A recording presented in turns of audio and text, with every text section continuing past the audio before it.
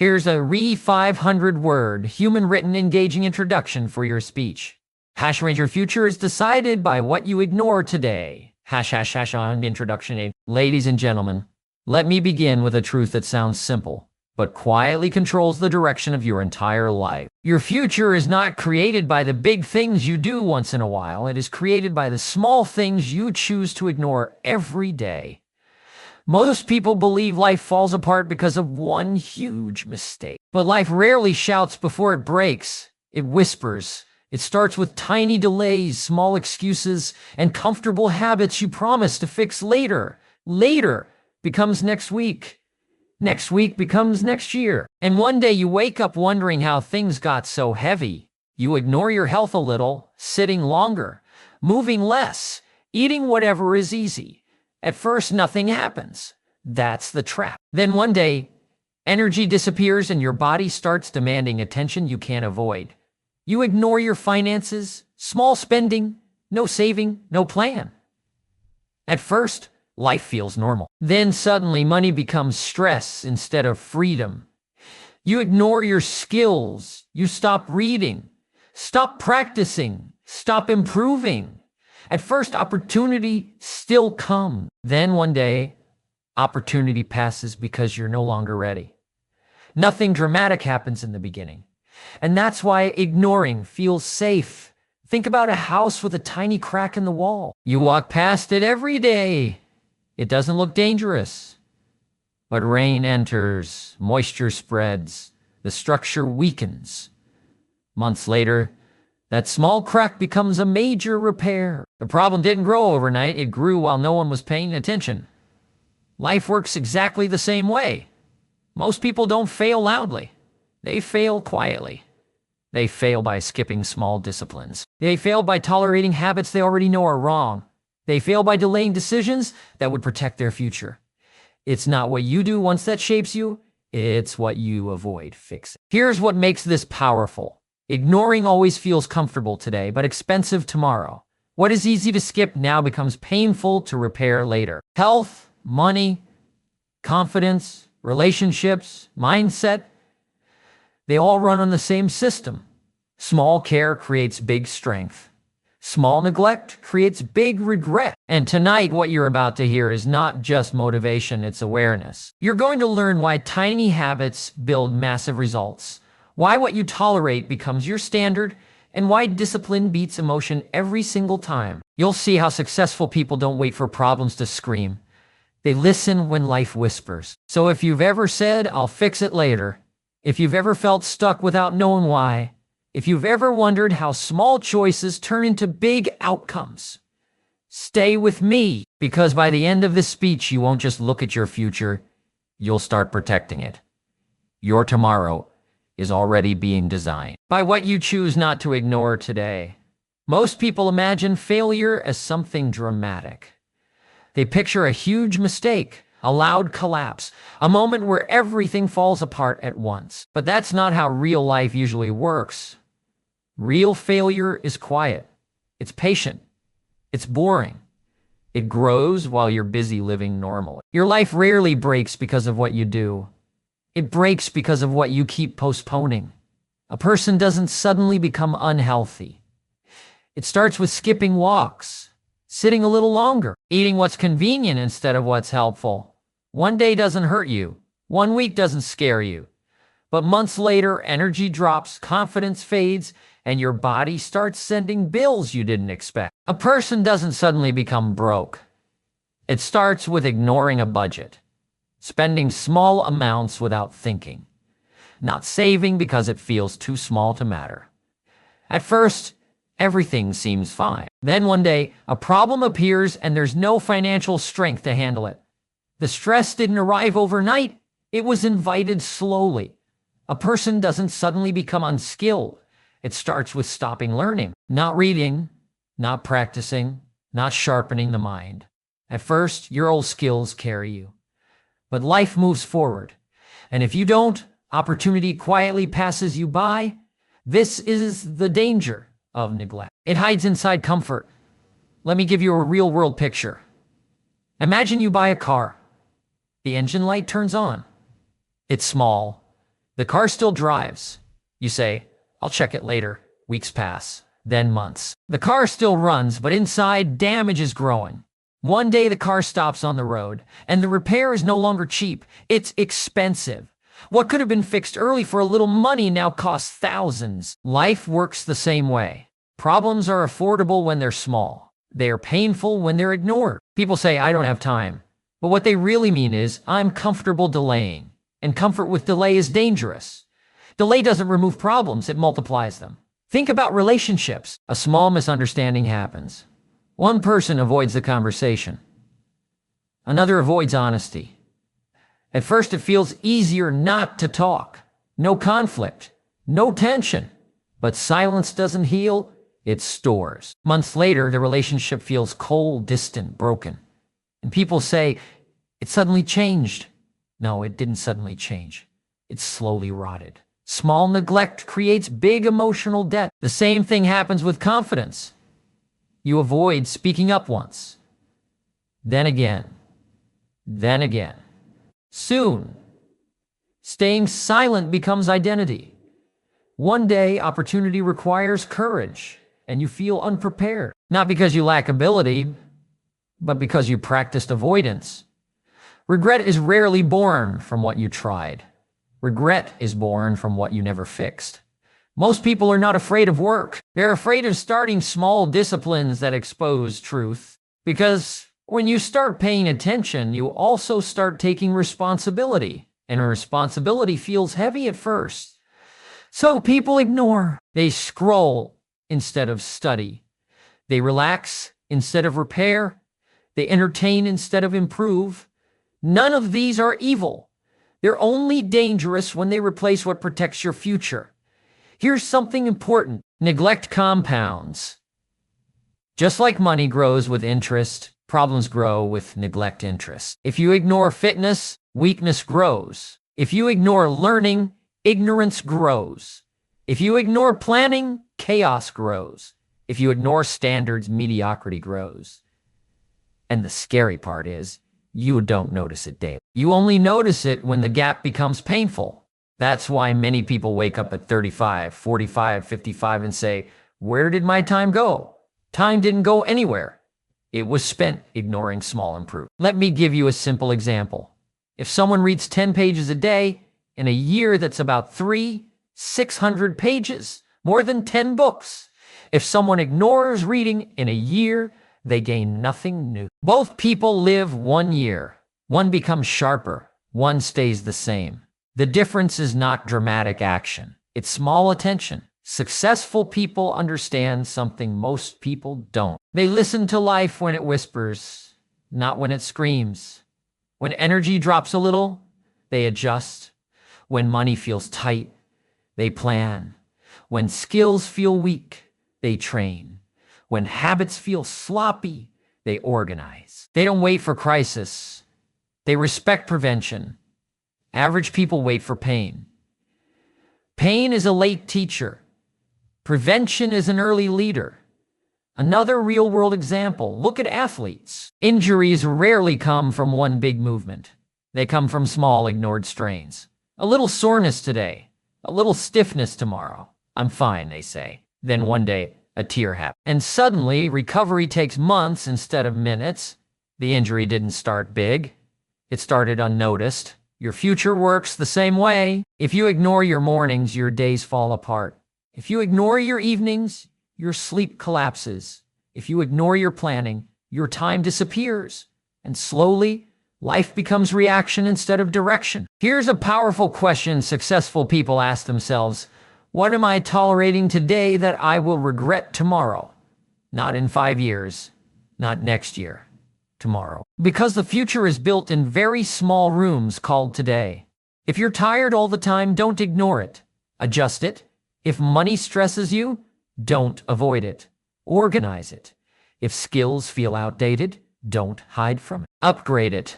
If discipline feels weak, don't joke about it. Train it. Attention is the price of progress. Small care creates big strength.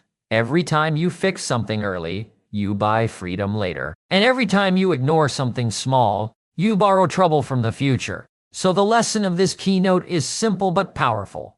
Your life will not collapse from one terrible decision. It will be shaped by thousands of tiny ones you choose not to make. Don't wait for life to scream. Listen when it whispers. Because small neglect today becomes big regret tomorrow. And small discipline today becomes massive opportunity in the days ahead. Most people think life improves by luck. They believe opportunity shows up, money appears, confidence grows, and somehow things change.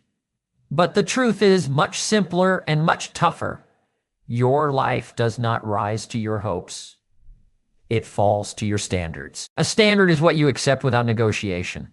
It's the line you refuse to cross downward. It's what feels normal to you. And whatever feels normal becomes your daily behavior. If your standard for work is just get by, your results will always be average. If your standard for health is, I'll exercise when I feel like it, your body slowly weakens. If your standard for learning is only when required, your mind stops growing. People don't fail because they aim too low once. They fail because they live low every day. Let me give you a simple real-world example. Two employees start at the same company, same salary, same hours. One shows up 5 minutes early, prepares for meetings, learns extra skills, treats the job like a profession. The other shows up just on time, does the minimum, waits for instructions. After 1 year, they still look similar. After 3 years, one is trusted. After 5 years, one is promoted. After 10 years, one is leading, and the other is complaining. The difference was never talent. It was standards. High standards don't mean perfection. They mean consistency with respect. It means you care about how you show up, even when nobody is watching. Most people negotiate with their standards daily. I'll skip today. I'll do it tomorrow. Just this once, but life listens carefully to what you repeat. If you repeat excuses, life builds limitation. If you repeat discipline, life builds strength.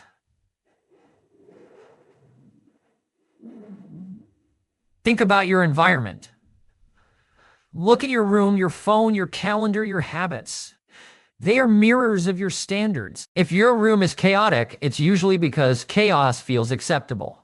If your time is wasted, it's because wasting time feels normal. If your goals are unclear, it's because clarity hasn't become a requirement yet. Standards create identity. You don't rise by motivation alone. Motivation is emotional. Standards are structural. Motivation says, I feel like doing it. Standards say, this is who I am. A person with high standards doesn't ask, do I want to train today? They ask, what time am I training? Because the decision was already made in identity, not emotion. Let me give you another example. Money. Some people treat money casually. They spend first and think later. They ignore tracking. They hope things work out. Others treat money with respect. They budget. They invest. They delay pleasure for stability. 10 years later, the casual spender feels trapped. The disciplined planner feels powerful. Same income, different standards. Your standard is not what you say once. It's what you enforce daily. Most people wait for life to demand more from them. But successful people demand more from themselves before life does. Think about communication. A low standard says, I'll answer when I feel like it. A high standard says, I respond clearly and professionally. Over time, one person becomes ignored. The other becomes trusted. Trust grows from standards, and trust is currency in every area. Career, relationships, leadership, business. Here's something important. Raising standards feels uncomfortable at first. When you increase standards, your old habits resist. Your comfort zone complains, your friends may question you. Your mind will say, why work harder? Because every new level of life requires a new level of behavior. You cannot keep old standards and expect new results. Let me explain it simply. If you want a different future, you need a different normal. If waking up late is normal, success feels foreign. If wasting evenings is normal, growth feels heavy. If avoiding responsibility is normal, leadership feels scary. But if preparation is normal, confidence feels natural. If learning is normal, opportunity feels familiar. If discipline is normal, success feels deserved. That's why many people sabotage success. Not because they don't want it, but because it doesn't match their standards yet. They get a chance, then act careless. They get money, then spend stupidly. They get attention, then misuse it. Why? Because identity lags behind opportunity. So the work is internal first. Raise what you tolerate. Stop tolerating. Sloppy mornings, weak excuses, unmanaged money, careless relationships, untrained skills. Start enforcing structured days, honest effort, learning habits, respectful communication, consistent improvement, and do it quietly, daily. Here's a powerful thought. Every time you allow something, you teach yourself what's acceptable. Allow laziness, you train laziness. Allow focus, you train power. Your future is built by what you allow today. Another real-world example, fitness. Some people say, I'm not athletic. That's not true. They just have low physical standards. They don't stretch. They don't move.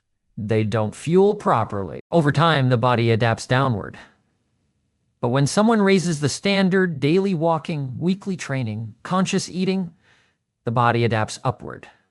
The body always obeys standards. So does money. So does skill. So does confidence. So does leadership. And here's the best part. Standards are free. You don't need permission. You don't need perfect conditions. You decide them. Today, you can decide. I don't skip learning. I don't waste mornings. I don't ignore my health. I don't tolerate chaos. Not dramatically, but consistently. Because success is not a miracle. It's a lifestyle built on standards. And the core message of this keynote is this. If you don't choose your standards, life will choose them for you. And life standards are usually low, survival, comfort, reaction. But your standards can be higher, growth, discipline, leadership. So raise the line, protect the line, live above the line. Because the quality of your future is quietly decided by the standards you enforce today, not by the dreams you talk about, but by the behavior you refuse to compromise. Everybody has dreams. People dream about freedom, confidence, success, respect, money, health, and peace of mind. But look around, very few people actually live those dreams. Why? Because a dream without discipline is just entertainment. Vision shows you what's possible. Discipline takes you there. Most people wait for motivation. They say, when I feel inspired, I'll start. But inspiration is emotional. It rises and falls. Discipline is structural. It stays even when emotion disappears. Let me give you a real example. Think about someone who wants to start a business. In the beginning, they're excited. They watch videos, write ideas, talk about plans. But when reality shows up, early mornings, rejection, learning finance, uncomfortable decisions, excitement fades. If discipline is missing, the dream quietly dies. Not because the idea was bad, because the habits were weak. Discipline is doing what needs to be done, even when the mood is missing. That's why two people can want the same thing, but only one gets it. One waits for feeling. The other follows a system. Look at athletes. They don't train only when they feel powerful. They train when tired, bored, cold, uncomfortable. The medal is not won on competition. It's won on all the days nobody is watching. Life rewards preparation, not intention. Another example, students. One student studies only before exams under pressure. Another studies a little daily, even when no test is near. At exam time, one feels panic. The other feels calm. Same intelligence, different discipline. Discipline removes stress from the future and places effort in the present. Most people choose comfort now and stress later. Disciplined people choose stress now and comfort later. And here's something important. Discipline is not punishment. It's self-respect. When you keep promises to yourself, confidence grows. When you break promises daily, self-trust dies. Every time you say, I'll do it, and don't, you weaken your identity. Every time you say, I'll do it, and do, you strengthen your character. That's why discipline feels hard at first. You're rebuilding trust with yourself. Let me give you a simple daily example. You set an alarm to wake up early. The alarm rings. Your mind says 5 more minutes. That moment is not about sleep. It's about leadership. Either you lead your body or your body leads you. If you lead, discipline grows. If the body leads, comfort grows. And comfort never builds extraordinary lives. Think about money discipline. Some people spend what's left after saving. Others save what's left after spending, which usually means nothing. Disciplined people reverse it. Save first, spend later. 10 years later, one has freedom. The other has excuses. Same paycheck. Different discipline. Discipline also protects your focus. We live in a distracted world. Phones, notifications, social media, entertainment, all fighting for attention. Without discipline, your life becomes reaction-based. You respond instead of create. You scroll instead of build. You watch instead of become. Discipline says, I decide where my attention goes.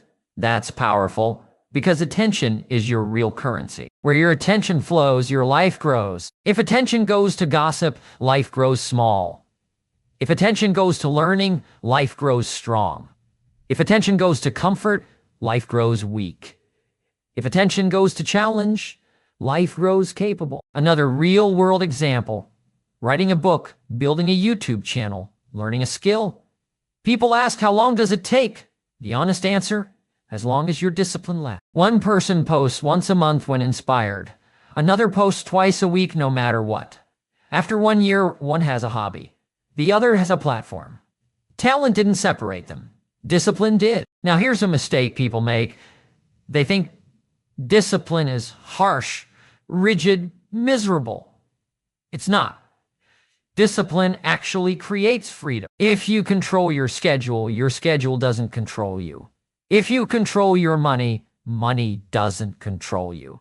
If you control your habits, habits don't control you. Discipline is the system that gives you options later. Let me say it clearly. No discipline HEP life on autopilot. Some discipline HE progress. Strong discipline HEP freedom. And discipline is trained, not born. Nobody wakes up powerful. They practice power. Start small, very small. Make your bed, read 10 minutes, walk daily, write 1 page. Save a little. Small discipline builds big identity. You don't need a perfect routine. You need a repeatable one. Consistency beats intensity. People quit because they go extreme instead of sustainable. They train for 3 hours one day, then stop for 3 weeks. Disciplined people train 30 minutes daily for years, and years beat days. Another example, learning communication. Someone who practices speaking daily, even awkwardly, becomes confident. Someone who waits to be perfect stays silent. Discipline turns embarrassment into skill. So when life feels stuck, don't ask for motivation. Ask for structure. What time do I wake up? What do I work on first? What do I learn daily? What do I improve weekly? Design your discipline like an engineer designs a bridge, strong enough to carry your vision. Because vision without discipline collapses. And the core message of this keynote is simple. Your future is not built by what you dream occasionally. It's built by what you discipline daily. Discipline connects thought to action, action to habit, habit to identity, identity to destiny. So don't wait for feeling. Don't wait for perfect timing. Don't wait for confidence. Build discipline and confidence will follow. Because discipline is not the enemy of freedom. It's the bridge that takes you there. Most people think success is only about mindset and effort. They say, if I think positive and work hard, life will change. That sounds good, but it's incomplete. Because even a strong mind gets weak in a weak environment. You don't live in isolation. You live inside influences. Your environment, is not just where you stay, it's what surrounds your thinking every day. People, screens, conversations, habits, music, rooms, routines, information. And whether you realize it or not, those things are shaping you quietly. Let me explain with a simple example. Put a healthy person in a toxic environment long enough, and they start thinking toxic. Put a focused person in a distracted environment long enough, and they start living distracted. Environment always wins against intention. That's why people leave motivated seminars feeling powerful. But weeks later, they're back to old behavior. The motivation didn't fail. The environment pulled them back. Think about friends. If the people around you complain, avoid responsibility, joke about laziness, and waste time, that becomes your social standard. Even if you're ambitious, your brain starts adjusting to their rhythm. You don't even notice it. You laugh at things you once questioned. You tolerate things you once rejected. You delay things you once cared about. Slowly, identity shifts. But put yourself around disciplined people, and something strange happens. Their habits start to feel normal. Waking early feels common. Learning feels casual. Progress feels expected. That's the power of environment. It normalizes behavior. Let me give you a real-world story. Imagine someone trying to quit junk food. They say, "I have strong willpower." But their kitchen is full of snacks, soda, sugar, fast food menus. Every time they open the fridge, temptation speaks. Eventually, willpower gets tired. Now imagine another person. Their kitchen has fruits, water, simple meals. Suddenly, eating healthy is not heroic, it's automatic. Same person, different environment, result. Completely different lifestyle. Your environment either supports your discipline or attacks it. Another example, learning. If your phone is always near you, notifications always on, TV always playing, your brain never gets silence. Focus becomes rare. Not because you're lazy, but because your environment doesn't allow depth. Change the environment. Silent time, clean desk, planned hours, limited distractions, and suddenly your brain feels powerful again. You didn't change your IQ, you changed your surroundings. Successful people are not superhuman. They are strategic with environment. They choose what enters their eyes, ears, mind, and calendar. They don't just try harder, they arrange smarter. Think about your digital environment. What do you consume daily? Drama, gossip, comedy, fear, learning, business, growth. Your mind eats information just like your body eats food. If you feed your mind junk, don't be surprised when your thoughts feel weak. If you feed your mind strength, don't be surprised when your decisions feel confident. Another powerful example is money environment. If everyone around you spends carelessly, laughs about debt, avoids saving, you start thinking that's normal. But if people around you talk about investment, planning, opportunity, suddenly your money behavior matures. Environment raises or lowers your financial IQ. The same is true emotionally. If people around you are negative, blaming, complaining, your emotional posture bends downward. But if people around you are responsible, solution-focused, optimistic, your emotional posture stands upright. You don't have to cut everyone off, but you must curate influence. Here's the truth. You become like what you listen to most. Music, conversations, videos, social feeds, they are programming your beliefs. That's why environment design is leadership. Instead of saying, "I will try to focus," say, "I will remove distractions." Instead of saying, "I will try to eat better," say, "I will change what's available." Instead of saying, "I will try to be positive," say, "I will control what I consume." Because behavior follows design. Let me show you something interesting. Prisons, schools, offices, gyms, they are all environment-based systems. People behave according to structure. If a gym had sofas and TVs, nobody would train. If a library had music and games, nobody would study. Design tells behavior what to do. So ask yourself, what does my environment tell me daily? Does your room say rest or build? Does your phone say scroll or create? Does your circle say complain or grow? Your environment is talking to you silently. Another example, confidence. If you're surrounded by people who doubt, tease, and limit, your confidence shrinks. But if you're around people who encourage, challenge, and respect, your confidence expands. Confidence is contagious, but so is fear. Now, here's the powerful part. You can edit your environment without permission. Clean your room, organize your desk, control your screen time, follow better content, spend time with builders, not just talkers. Create a morning routine space. Small environment changes create massive identity changes. People try to change themselves without changing what surrounds them, and they fail. But people who change environment automatically change behavior. You don't rise by force, you rise by design. Let me give you a story. There was a student who always felt lazy. He thought something was wrong with him. But when he moved into a quiet space, limited social media, woke up early, and surrounded himself with learners, his performance exploded. Nothing magical happened. The environment stopped fighting him. Your environment is either a tailwind or a headwind.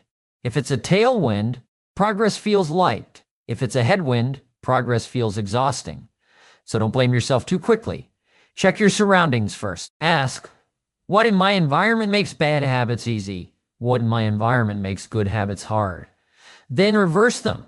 Make good habits easy. Make bad habits difficult. Put books where you see them. Put junk away. Put goals on walls. Put reminders in phones.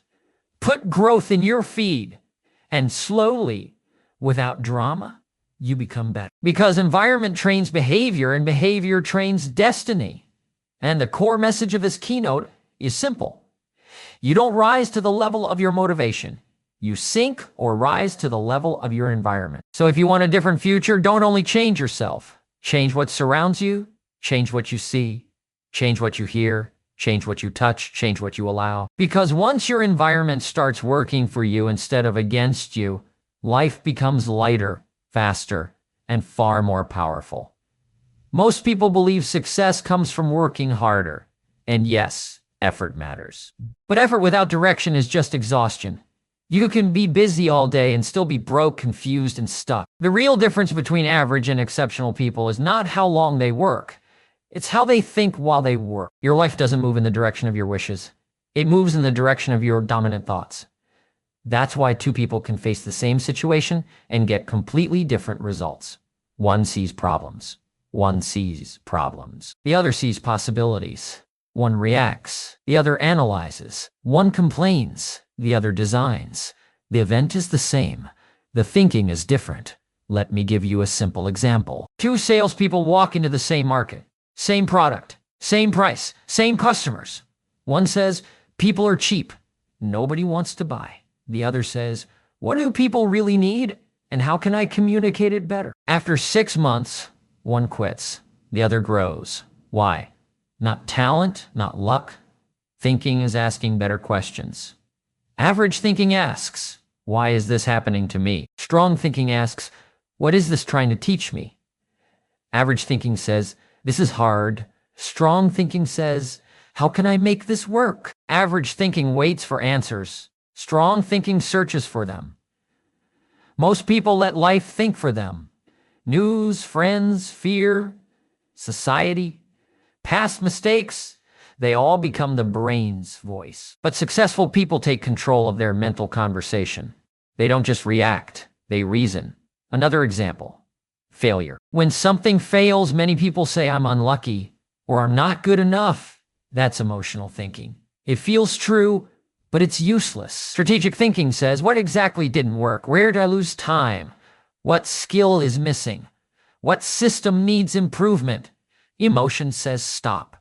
Thinking says adjust. That's why thinkers recover faster than feelers. Your mind is either a courtroom or a playground. In a playground, excuses run wild. In a courtroom, facts speak and decisions are made. Let me give you a real-world example. Someone starts a YouTube channel and gets no views. Emotional thinking says, people don't like me. Strategic thinking says, my title, thumbnail, timing, value, and delivery need upgrading. One person quits, the other improves. Same situation, different thinking. Thinking is also about long-term vision. Most people think short-term. Comfort, pleasure now, today. Successful people think long-term. Consequences, direction, systems, compounding. Short-term thinking says, I deserve this break.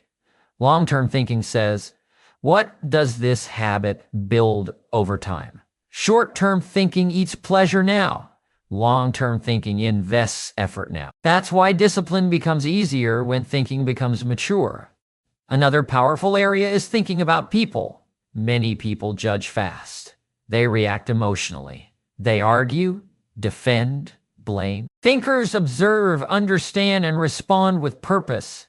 In business, in relationships, in leadership, the person who thinks wins more than the person who talks. Silence plus thinking beats noise plus emotion. Let me show you how thinking changes confidence. If someone criticizes you, emotional thinking says, they hate me. Strategic thinking says, is there truth here? What can I use? One makes you insecure.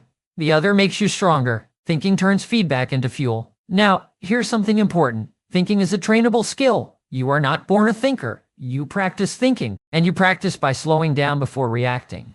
Instead of instantly answering, ask, what's really going on? What's my responsibility here? What option creates the best future? Not just relief. Most people react fast and regret slow. Thinkers pause fast and move smart. Another example, money decisions. Emotional thinking buys because it feels good. Strategic thinking buys because it fits the plan. 10 emotional purchases later, people feel stuck. 10 strategic investments later, people feel free. Same income, different thinking. Let me talk about fear. Fear is natural. But fear with no thinking becomes panic. Fear with thinking becomes preparation. Instead of saying, what if I fail? Thinkers say, if I fail, what's my backup plan? Instead of saying, what if they reject me? Thinkers say, what skill makes me more valuable? Fear shrinks with structure. Another example, time. Emotional thinking wastes time because it feels endless. Strategic thinking values time because it knows it's limited. If you think life is long, you delay. If you think life is precious, you act. Thinking decides urgency. Here's a powerful line for your audience. Your problems are rarely life problems. They are thinking problems. Not everything is your fault.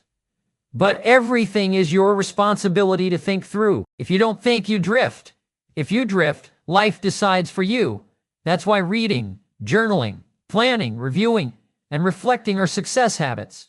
They force thinking. 5 minutes of thinking can save 5 years of struggle. Let me end this keynote with something practical.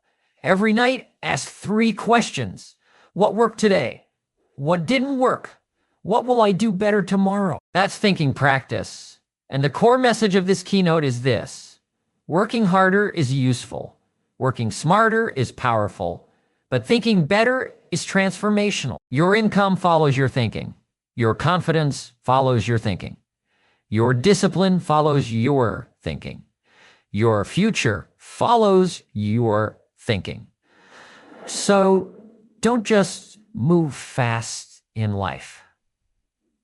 Think deep. Because when your thinking changes, your decisions change, your actions change, your habits change, and eventually your entire destiny changes with them. Most people spend their lives chasing results. Money, respect, confidence, success, peace. They ask, how do I get more? But very few ask the more important question. Who do I need to become? Because life doesn't reward what you want. Life rewards what you are ready to handle. You can wish for a bigger opportunity, but if your character, habits, and mindset are small, that opportunity will feel heavy instead of freeing. So success is not something you chase. It's something you grow into. Let me explain with a simple example. Imagine giving a teenager the responsibilities of a CEO. Same office, same authority. Same authority. What happens? Stress, confusion, bad decisions. Not because the teenager is bad, but because the identity is not prepared for the role. Opportunity without growth becomes pressure. That's why many people get what they asked for and still feel unhappy. They wanted money, but didn't build money management. They wanted leadership, but didn't build emotional control. They wanted freedom, but didn't build discipline. So instead of asking, how do I get there? Start asking, who must I become to stay there? Another real-world example, confidence. Many people want to be confident, but they avoid discomfort. Confidence is not created in comfort. It's created in situations where you feel unsure, act anyway, and survive.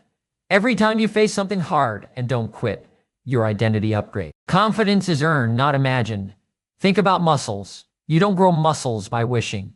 You grow them by resistance. The same is true with patience, courage, leadership, focus, communication. If life never pushes you, you never expand. So when things feel uncomfortable, don't ask, why me? Ask, what is this building in me? Pressure is a teacher. Another example, responsibility. Many people want freedom but avoid responsibility.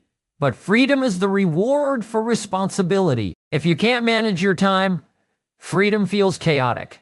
If you can't manage your money, freedom feels dangerous. If you can't manage your emotions, freedom feels lonely. So growth always comes before freedom. That's why successful people invest in becoming before achieving. They train communication before leading. They train discipline before earning more. They train thinking before deciding faster. They don't rush results. They refine identity. Let me show you something important. Your habits are your personality in action. If your habit is waking late, your identity is reactive. If your habit is learning daily, your identity is proactive. If your habit is avoiding problems, your identity is fragile. Your identity is powerful. You are not what you say you are. You are what you repeatedly do. So if you want a better future, don't decorate your dreams, redesign your habits.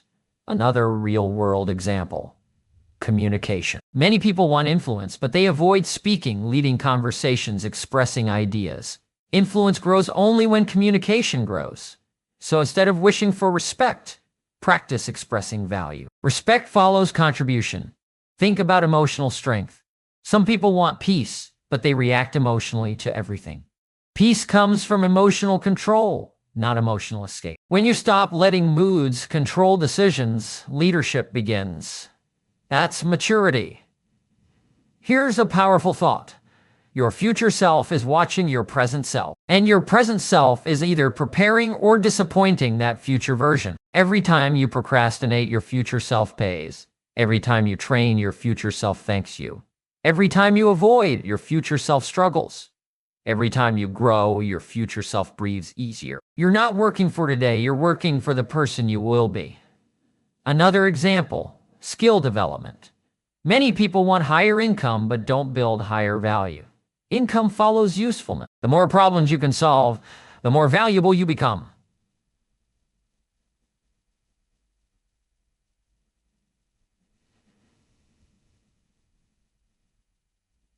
So don't chase money. Chase competence, learn skills, practice communication, study systems, build discipline. And money will... Let me talk about identity shift. Growth requires letting go of old versions of yourself. You cannot stay who you were and live where you want to go. Old habits, old friends, old routines, old comfort, they all feel safe, but safety and success don't always live in the same house. Sometimes growth feels lonely before it feels powerful. But every new level requires a new version of you. Another example, leadership. Leaders are not louder, they're clearer. They don't blame, they decide. They don't wait, they prepare. Leadership begins the moment you take responsibility for outcomes instead of excuses. And leadership starts with leading yourself. If you can't lead your time, you can't lead people. If you can't lead your emotions, you can't lead decisions. If you can't lead habits, you can't lead outcomes. So self-leadership is the foundation of all success. Let me give you something practical. Ask yourself, who does my future need me to be? More disciplined, more focused, more skilled, more patient, more courageous, more organized? Then start acting like that person today in small ways, because identity is built by behavior, not imagination. If the future you wakes up early, wake up earlier now. If the future you reads, read now. If the future you trains, train now. If the future you lead, start leading your own life. You don't jump into a new identity, you practice into it. And here's the core message of this final keynote. Stop asking life for easier conditions. Start becoming a stronger person. Because when you grow, problems shrink. When you grow, opportunities fit. When you grow, success feels natural instead of stressful. You don't attract what you want. You attract what you become. So build yourself before you build your dreams. And one day you won't be chasing success anymore. You'll be living as the kind of person success naturally follows.